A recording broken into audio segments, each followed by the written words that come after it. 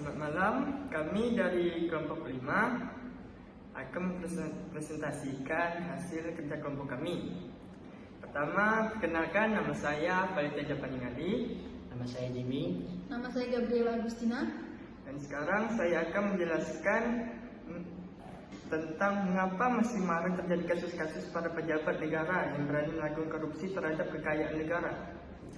Alasan pertama, masih adanya korupsi itu dikarenakan adanya sifat serakah atau tamat dari para koruptor dan kesempatan dan kebutuhan.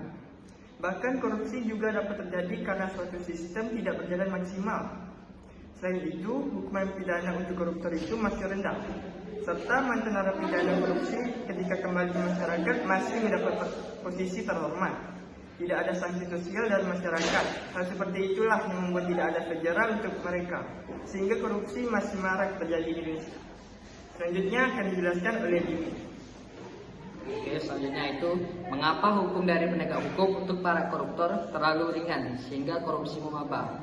Itu dikarenakan hukum pidana tindak pidana korupsi yang diatur dalam KUHP masih sangat lemah, dan bahwa hakim pengadilan lebih suka menggunakan pasal dengan hukuman rendah dalam memutuskan perkara kasus korupsi.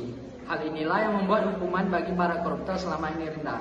Pasal yang sering digunakan untuk dan 59 putusannya didakwakan dengan pasal 2, sedangkan 3 lainnya masing-masing menggunakan pasal 7, 11, dan 12A. Ketika jaksa menuntut tersangka dengan pasal 2 dan 3, kemungkinan besar hakim akan memilih pasal 3 sebagai dakwaannya. Hal-hal semacam inilah memang subjektivitas hakim. Untuk itu saya harap ke depannya pengadilan dapat menghukum koruptor seberat-beratnya. Sebab menurut saya dampak dari korupsi dapat membawa kerugian bagi negara yang sangat besar. Oke, selanjutnya akan dijelaskan Gabriela. Baik, di sini saya akan menjelaskan siapa saja yang bertanggung jawab dalam kasus korupsi. Di Indonesia, lembaga-lembaga yang berhak menangani tindak pidana korupsi terdiri dari 3, yaitu kepolisian, kejaksaan, dan KPK. Tugas dan kewenangan kepolisian, kejaksaan, dan KPK sama-sama bisa menangani tindak pidana korupsi sesuai dengan tugas pokok dan fungsinya masing-masing. Khususnya KPK bisa menangani kasus korupsi dengan syarat melibatkan aparat penegak hukum, penyelenggara negara, dan orang lain yang ada kaitannya dengan tindak pidana korupsi. Kemudian yang kedua, solusi atau upaya pemberantasan korupsi. Yang pertama adalah dengan membentuk lembaga anti korupsi, yang salah satunya dengan membentuk lembaga yang independen yang khusus menangani kasus korupsi, dan di Indonesia sendiri sudah ada yaitu Komisi Pemberantasan Korupsi. Kemudian ada beberapa hal yang harus kita perhatikan juga, yaitu memperbaiki kinerja lembaga peradilan, baik dari tingkat kepolisian, kejaksaan, dan pengadilan.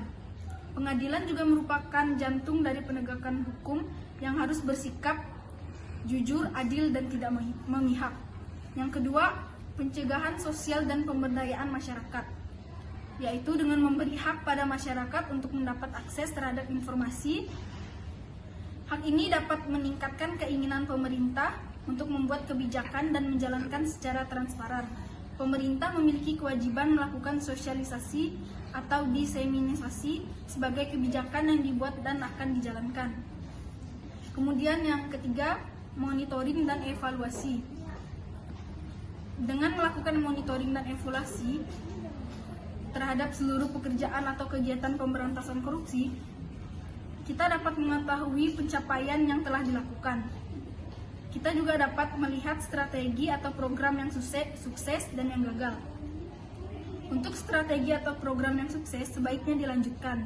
Untuk yang gagal harus dicari penyebabnya. Sekian presentasi dari kelompok kami.